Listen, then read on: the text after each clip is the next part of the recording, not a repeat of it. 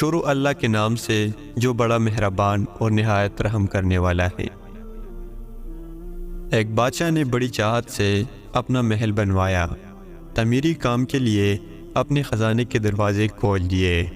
جو چیز اس کو محسوس ہوئی کہ اچھی نہیں بنی اسے دوبارہ بنوایا، حتیٰ کہ بادشاہ کی نظر میں وہ محل اتنا خوبصورت تھا کہ اس میں کوئی بھی خامی نہ بچی تھی۔ بادشاہ نے اپنے رعایا میں اعلان کروا دیا کہ جو کوئی اس محل میں نقص نکالے میں اس کو انعام دوں گا۔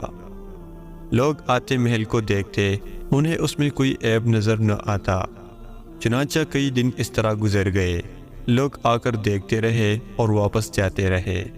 کسی کی ہمت نہ تھی کہ بادشاہ کے بنی ہوئے محل میں کوئی نقص نکالتا۔